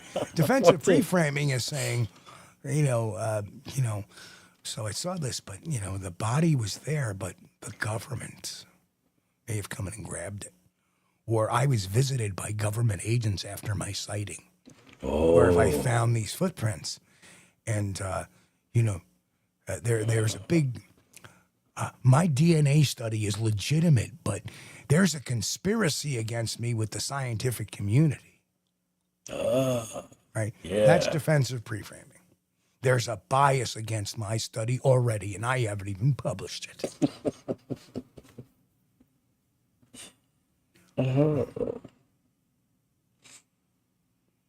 Well, I have talked to people that reported having found tracks, and then to go back later, and those tracks have been destroyed by the wildlife officers.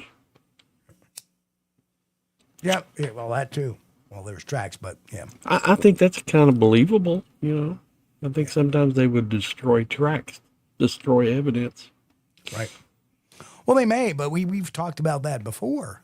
Yeah, they may do it just so that it's not a government, right? Not a government conspiracy. It's just they don't want a bunch of people out there messing around. We don't need a bunch of these Bigfoot hunters out here with guns, and that's that's the stereotype they have. Yeah, bunch of good old boys out in the woods, Let's face guns. it, there's been a TV show or two that has promulgated that stereotype as well. Like, no offense, but mountain monsters are running around with all kinds of assault weapons and firearms and stuff like that. And there was another show too.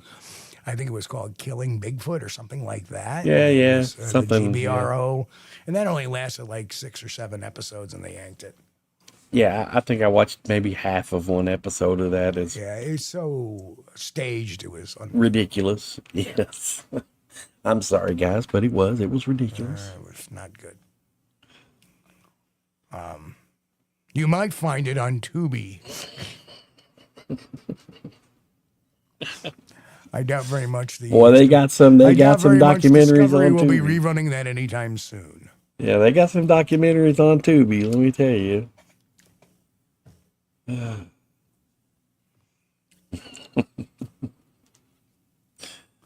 Some of those documentaries on Tubi are pretty good.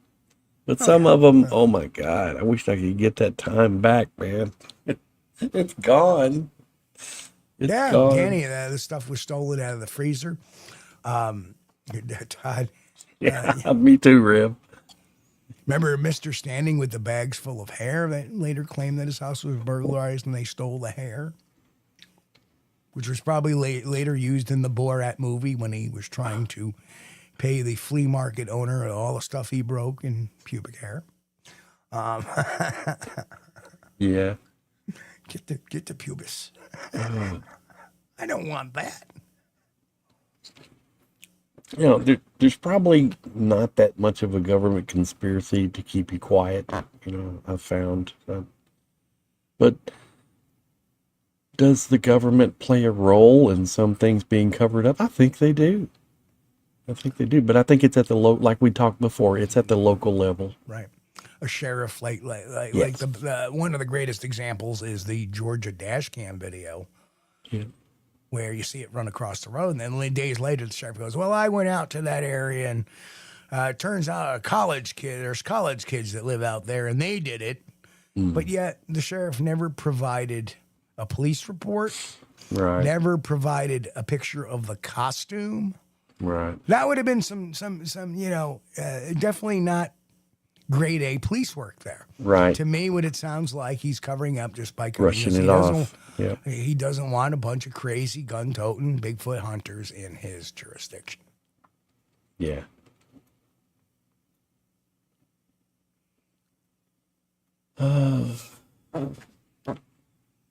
Well, So, I'm going to put this up. I'm going to put this up, Steve. Gary Johnson says, still don't know why I was told Bigfoot's real name in middle of night through mind speak. So you know what my question is, Gary? Mind speak. Is that like they communicate through telepathy? ESP, telepathy, exercise. Oh, well, first of all, we have to prove Gary, that exists. What do you think my question is, Gary, to that statement? Let's see if Gary puts it in his. I'm a little skeptical, to be honest, Gary. Well, no. Gary, what do you think my question is to that statement? I don't want you to answer it. I want you to answer what you think my question would be to that statement.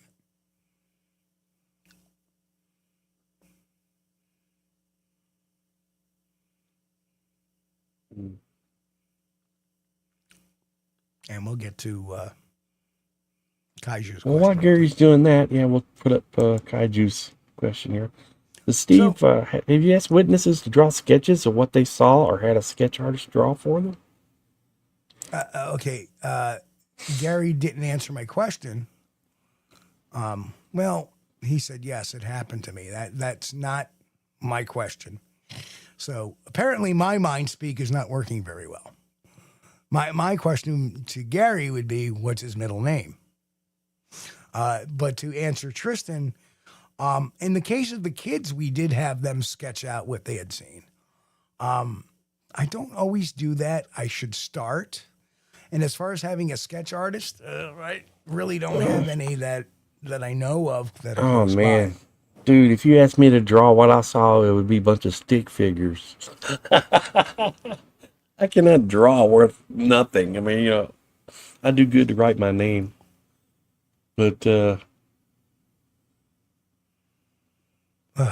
if we had like a sketch artist that, could work off descriptions, that would be good. Right. And the last person I actually knew that could do that was Dave Drageson, the late, great Dave Drageson. Of course, Sibylla Irwin can too. Sibylla Irwin is very talented as well. So.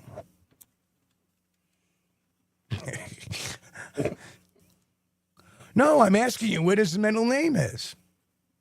See, there's the defensive pre-framing right there. I ask him a question, and are you making fun of me? No, I'm asking what's his middle name. I was kind of trying to see if you would pick up on what my question I would be asking. Unfortunately, you didn't, but then I was going to say, see, I have mind speak too. That's my artist rendition.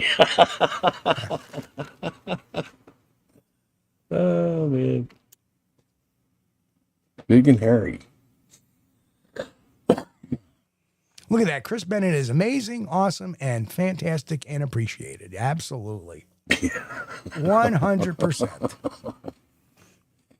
Oh. But I remember when Chris first started. Thank you. I remember when Chris first started this show, and I remember every night hearing, my, how times have changed. Yeah. And thank you too, Jason. I'll agree with this one. Oh, man. Oh, Rev, did you miss my drawing? Here's my drawing. Hang on. Hang on, Chris. Show that up there again. There it is. Yeah, there we go. Yeah. That's not too bad. Of course. Yeah. That's the best I can do. As Forrest Gump would say, You misdrawing the buttocks. Yeah. Yeah. But an artist, I am definitely not. You know, another thing of defensive preframing is, you know, I know they're not going to believe me when I say, you're not going to believe me when I say this, right? That's kind of defensive preframing. Oh, trackway. Yes. Yes. I have seen the face, in the face, the face. Yes. And I will never describe it for you because that's one of the things that's a privy to those who have seen one. Because if it gets out what they look like in the face, then everybody's going to start describing that, whether they've seen one or not. Kaiju asked another question too. Have I sketched mine? No, I haven't. No. I'm not sure. Rasta is the one Joe saw. Yeah. And I can't say that with any certainty because, you know, everybody perceives things and describes things differently. Right. So he called him Rasta because he looked a little bit Rastafarian or whatever with the hair. I can't, you know, the first one I saw the outline, the eyes, and the shadow of it just walk off, and everybody in the camp heard it. You know, the second one was so fleeting, but what I can recall is the arms and the legs and the not so much of a conical shaped head. It was kind of almost rounded a bit. Maybe that's something that grows in. I don't know, but I remember just the long reddish brown hair. It was more reddish to me than it was black or brown. Yeah. And when we had what's his name? The guy that said he shot a Bigfoot and then he strangled out its kid. What's his name? Justin Smeha. Oh, Smeha, yep. Yeah, when we had Smeha on, I asked him what that small one looked like in the face that night. The first time he was telling his story, and we were doing a simulcast, okay? So many networks. And he said it looked like a boxer dog. I knew at that second he was lying through his teeth. Completely lying through his teeth. Yeah, Smeha. Yeah, Justin, you lied. You lied to me, bud. Yeah, that was very interesting. It wasn't very nice of you. It was a cool story, but it fell through at that moment. Thank you, Gary. That's interesting. Johnny said, the male I saw, I named him Bon Jovi because that's what he reminded me of, the big 80s rock hair. Yeah. Very cool. See, and people think in different. See, it's hard hearing one person's description necessarily, unless they have the same kind of cultural background. Like Joe may have a different background than Gianni, but apparently they have similar ways that they see hair and they go to name right, kind of coin it, whereas other people would, you know, pick up on, you know, if I was to take a look at my first one, I'd call him Old Lanky, you know, because he was lanky. Yeah. I'm looking more to the body description, where some people would look at the hair. Some people would look at the feet or the face and the nose and give it a nickname or something like that. I'm sorry, but I just cannot associate a human name with any of those creatures. Cannot. Right. Yeah.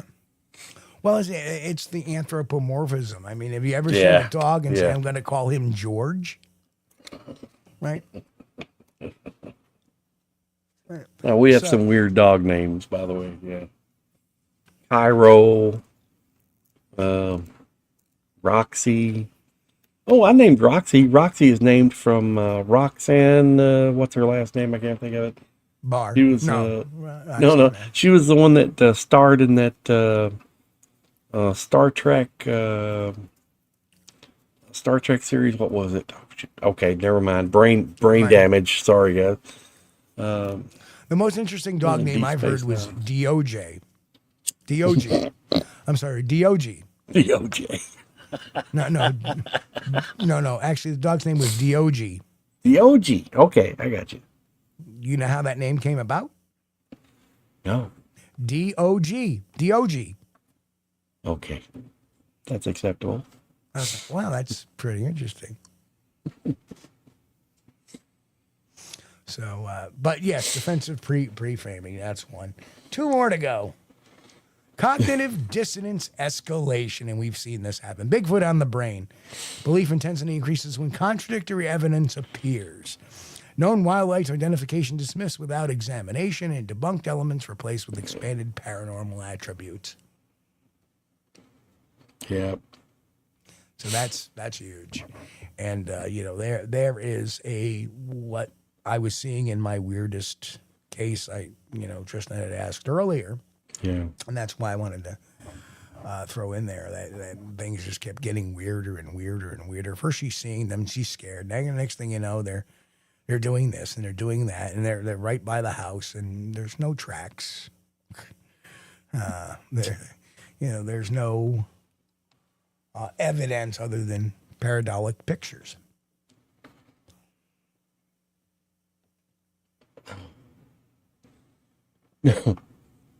No, Rev, I got that. What you were saying to Gianni was a pun on the Bon Jovi. Whoa, halfway there. Whoa. I got that. Surely he got it too. I'm sure he did. So Mike Stetton asked a question. Let's put that one up. Mike says, do you think we will ever get full disclosure on Bigfoot like the UFO phenomenon? Well, here's the thing. There is no federal government program on Bigfoot. There isn't. Well, hang on there. We can't say that. We don't know. I can say with certainty. Yeah, but remember, there was no government program on UFOs either. It was like UAPs. Right, but we knew from day one there was breadcrumbs to follow the whole way. Yeah. Right? Yeah. Right, in a very public way. We closed out Project Blue Book back in 1968 Yeah, or whatever. but we forget that the cover-up started way before Project Blue Book, and it started the day after Roswell. Remember that, because the Army Air Corps at the time made a statement, because it was before they were the Air Force, made a statement at the time that they had recovered a flying disc. Yes, they said that. And then the next day, it all got turned around, and that's where the government. But there are breadcrumbs. Where have you ever saw in the media, right, that they have recovered a Bigfoot body? You haven't. The only time we recovered a Bigfoot body is there would be some bigger breadcrumbs down the line, and that's why I don't believe that. I think that the cover-ups are localized because people don't want the crazy Bigfoot hunters there, and that's probably the most logical. Because let's face it, Bigfoot is not a national security threat. It's not a Cold War threat. It's not a threat. UAPs represent technology that is more advanced than us. Is it the Russians? Is it the Chinese? Right. Or back then, was it the Soviet Union, right? Right. That's why they invested the money into it for years. Because wouldn't it be great to get that technology? What's the payoff on a Bigfoot project? Nothing. Zip. Would have no benefit to the national security of the United States. In fact, it would be more of a hindrance. So instead of, right? And if they're covering it up, that would be an admission that they're doing so. Right. What they do is don't acknowledge it. Yeah. Local level people, we don't want these nuts running around here with guns. So that's Well, we've common sense. And to me, it's common sense. And I think that what happens is we have certain elements who, if we go back to defensive pre-framing, right? Yeah. We have people that have lied about their Bigfoot encounters or lied about like the quote unquote anonymous national quote unquote people, that, I was a National Guardsman in Mount St. Helens and then this happened. We were camped up on the side, and I'm sorry, nobody was camped up on the side of that mountain. It was hot. It would have melted the friggin' tarpaulins. You wouldn't have gotten a vehicle up there because the air was too thick with ash. Vehicles wouldn't run. They couldn't even fly helicopters around that area. Hell, helicopters have trouble in sand. Kaiju Ninja says, is Bigfoot a religious threat? I don't think so. No more than a gorilla. No more than a gorilla or chimpanzee or orangutan. Or any of the, Heidelbergensis or any of those Australopithecus. And Jen says, Steve, have you heard of or do you believe the Bigfoot have been seen near and inside of military bases? Well, not in military bases, near, yeah. Because a lot of military bases are in the middle of nowhere. Yeah. I think last year or the year before last, there was a sighting near Fort Knox. But it wasn't in Fort Knox. It was just near. You don't put a military base in the middle of a suburban zone. Usually they're not. Yeah. You have some installations where you may have like an armory or an arsenal, but you would not. And a lot of people don't know the difference between an armory and an arsenal. Yeah, and some of the bases, may be close to big cities, but a lot of the bases are out in the middle of nowhere for good reason, Right. And you find out those bases, they're in the middle of nowhere, are doing secret things. Yeah. That they don't want everybody to know about. He was depositing a gold find from the local stream at Fort Knox. Oh, man. Yeah, I mean, near bases, yeah, sure. Place. And have there been military that have had sightings? Absolutely. While on training, yes, absolutely, but not in near, yeah. I can't remember I think it may have been on Kentucky Bigfoot website. It may have been there, or it could have been the BFRO website, one or the other. Yeah, I can't remember. It was just outside of the Fort Knox area.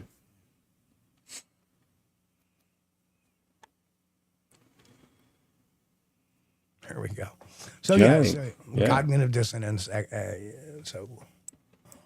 3 miles from Quantico. Right? Yeah.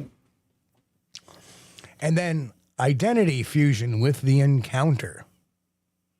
A huge red flag. When the person's entire identity rapidly becomes anchored to the experience. That has a little bit to do with what's going on, too, in my weirdest case. Then it becomes the core of their personality within weeks. Social media bios shift to reflect the encounter. Every conversation circles back to the experience, and criticism of the claim is treated as a personal attack on their character. Yeah. And I wouldn't even say criticism, but doubt, even a little bit of doubt or skepticism. Not necessarily criticism, I would say skepticism. Well, depending.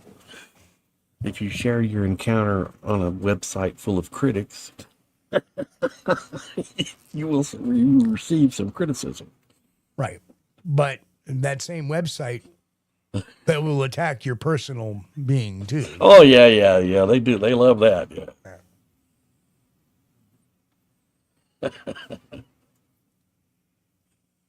Oh, man. Jason said he's heard of Bigfoot and Dogman are being around military bases. Yeah. Well, there's a big difference between, and please don't take this the wrong way, Jason, is that, okay, you've heard. I want to talk to the person who has seen, right? We can say we've heard this, we've heard that. Yeah, that's all anecdotes. When you get the real evidence, the direct evidence, testimony, that's when you have somebody who says, I was there, and this is what I had seen. And I did talk to a Marine who had a sighting while on, I think it was in Mississippi, and he was on maneuver near a base and had his own sighting, along with a couple of other of his team. Right. So, and that was a long time ago on Blog Talk. We had him on. That might have been before you, Chris. But yeah. I don't remember the guest. Yeah. I barely remember it, so yeah. that means it's way in there. There's only a few. That was Blog Talk Radio days for sure. Yeah. A few guests. I mean, talk about the names. I remember the name Pat Holbrook, Diane Stocking. We're all back in the Blog Talk days. Yeah. And but anywhere that's out in the wilderness, could be near a base or could not. So it's believable. I don't think the military is like have a certain plan for Bigfoot, dealing with Bigfoot. I don't know. What was there something in a manual or something about in the Pacific Northwest, some sort of ranger training or something? I don't know if that was a real thing or not, but it was just more or less, if you see these creatures around, don't mess with them. If you happen to see one, it's been reported. That was when we had Todd Neeson, who was retired from the military, retired to sergeant. I think he was an E6, maybe an E7, and talked about his sighting and very, very interesting stuff. I'm not going to try to, for the sake of not getting the story correct, I'm not going to restate what it was. And hey, Curious Cryptid Steve says, well, for the online cred story, the story is their identity. Right. So questioning it is absolutely. Questioning them. Yes. 100%. 100%. Absolutely. But you see, the difference is that you can question me. I'm fine with that. I don't treat it like a personal attack, but these people do. And the problem is because the event becomes the core of their personality. Yeah.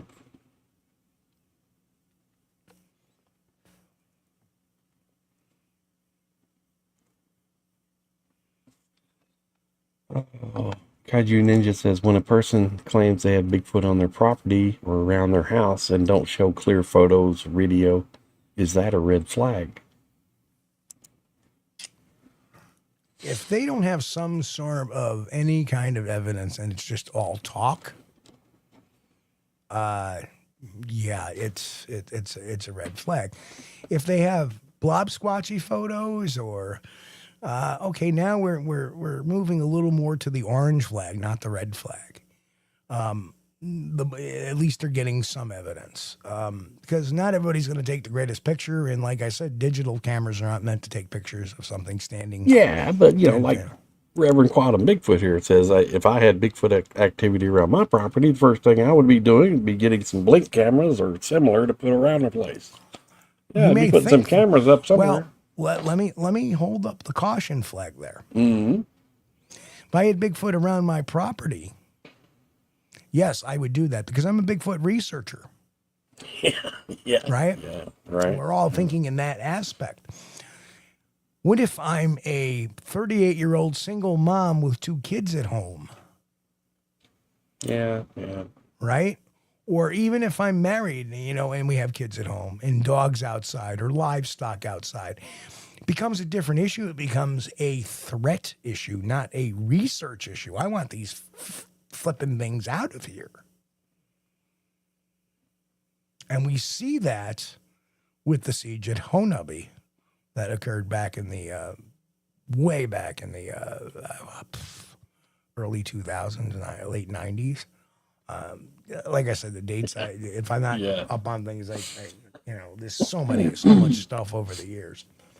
I would think somebody would put up a camera because if they had one of these around their property, they would be kind of shook up a little bit. I mean, I I was shaken up. I had put out a 24-hour night vision camera that was recording 24/7 hidden behind my house because I was kind of panicked. This thing it went to this little cedar thicket in behind the house. Why was it going there? Was it peeping out at me or what? Right. Yeah. I wanted to get that on camera if it was there. Yep. Exactly.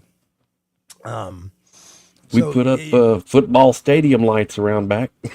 So you again, everybody reacts differently. I was panicked. Yeah. Oh. Yeah. Everybody reacts differently. If something happened like that around me, I'm gonna put. All right, I got to see what's going on back there. All right, yeah, I don't have to go far to get my evidence now. Move the beds away from the windows and stuff like that. How many times have you heard? And I've gone to sighting reports where I say, I want to do this, I want to do that, and I do, but they say, is that going to increase the activity, or should we be worried? That to me is legitimate. They're thinking about escalation, and they're not thinking about research. They're thinking about their own safety. Yeah. And that is always generally when you go to John Q. Witness, it's like, I got these things around my house. I don't know what to freaking do. Blah, blah, blah, blah. They sound, it's a stressor. Yeah. And they're afraid. And that is normal for most of John Q. public that has nothing. And then you have people that have an experience, and then they start going on the web, and then they realize that, Bigfoot's paranormal. It can blink out. It can shapeshift. It jumps through portals. It can fly a broom like a witch. Then we go down the rabbit hole. It goes down the rabbit hole, and then they come up with all. That's why it's very important that witnesses do not get contaminated. Yes. Yes, Robert Den Dubin. Yep. Backyard floodlights are sometimes known as booger lights. Exactly. Yep, absolutely. And I lit up my backyard very well for a long time while I was living at the home place. I remember my first business card had, tips for if you encounter a Sasquatch, boom, boom, boom, boom, boom. And the last tip was the quickest way to end a Sasquatch encounter is to shine a flashlight. Yep. They don't like bright lights. They don't like, boom, gone. Yep. And that's for the people who are now. I mean, I remember going to this one house in Whitehall, and the son had seen it standing across the road from their house. And it just so happened that 2 weeks earlier, maybe about 400 yards down the road, there was a sighting where three people had a sighting, and then half hour later, two more people had a sighting on the same trail. Yeah. Right? Yeah. And I remember the mother saying, "Are these things dangerous?" It was a solid case. I mean, solid.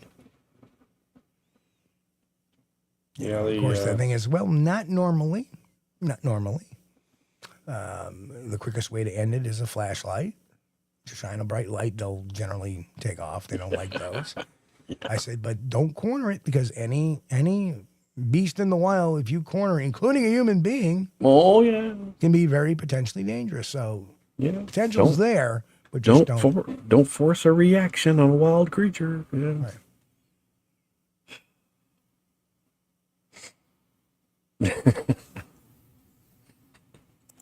Finding the Trackway says, that begs the question, why do so many Bigfoot researchers use big freaking white light flashlights? Because they need it for the cameras. Yeah, that's true. We had red spotlights for coyotes when we were saying hello to them late at nights. And I don't know if it made a difference or not, but I was told that the coyotes couldn't see the red light. I'm not sure I agree with that. I'm not either. So Reverend Quantum Bigfoot says, I'd rather use a green or red light when out in the wild. It's easier in your eyes. And actually, the red light is the best. And what happens is, in our eyes, we have a chemical called rhodopsin. And what happens is when we're in the dark, our eyes fill with this rhodopsin to make us see better in the dark. red light does not affect the rhodopsin, but if you shine a brighter light, like a white light or an amber light, or even, what happens is the rhodopsin starts to, retract and not. So rhodopsin is not, is least temperamental to red light. Yeah. And, red light works better with a scope if you're saying hello to coyotes late at night. I don't like scopes, especially at night, unless they're, I'd like to have one of those $8,000 thermal scope things, but well, it's like trying to use it's trying to use like your thermal, you're just going like that with your thermal, then you go like that. One eye that's in focus, the other eye like. But those days are over now, since being married to a Buddhist who doesn't believe in harming any living thing. There are no more late night coyote hunts. There are no deer hunts, rabbit hunts, squirrel hunts. All that's over. And I don't miss it that much. Wow. Already. It's that time. Well, this has went by fast. Don't forget the Squatch Detective report, folks. Yeah.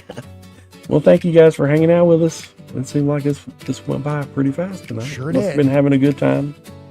But we appreciate you guys. If you haven't subscribed to the channel, please do so. It really helps us out. Smash that likes button, the thumbs up button, if you hadn't already. Helps us out with the algorithm. And maybe helps promote the channel a little bit. You guys, thank you so much for joining us. I really appreciate this. Steve and I, we talk about this all the time, and we know we have the greatest audience we could ever hope to have. And this is only possible because of you. And it's such an honor that you would come here. And I'm sorry, I know I'm dragging this out, but it's such an honor that you would come here and hang out with us for a couple hours. We appreciate it. Thank you very much. And we'll see you next time. And I, again, will restate Chris's sentiment. I love our audience. We have the greatest audience in the world. We love you guys. Welcome to the family, to all our new folks that have popped in tonight and said hello. We hope you stay. We hope you learn. We hope you question. We hope you teach us something, because there's always something to be learned. And folks, love you guys. Hey, for us in the Northeast, you guys be safe out there. It's going to be dangerous the next day or two. So hunker down and stay safe. And for us, we'll be back here Wednesday night, midweek, hump day. Wednesday night, 9 p.m. Eastern, for an all-new Squatch-D TV. And, again, visit the website, Squatchdetective.com. A lot of good stuff on there. And new book out. Huh? New book out. New book out, too. Love you guys. Everybody, be safe. Stay healthy. God bless. And, of course, keep on squatching. We'll see you all here Wednesday night, 9 p.m. Eastern. Take care. We thank you for being here with us on Squatch-D TV. If you haven't taken the time yet, please hit that like button and subscribe to the channel. And oh yes, hit that notification bell too. We don't want you to miss anything. If you really like our content, you should consider becoming a member. And it's really inexpensive and a great way to support not only the show, but honest Bigfoot research. Everyone have a great week. Be safe and God bless. We will see you all here next time on Squatch-D TV. Keep on squatching.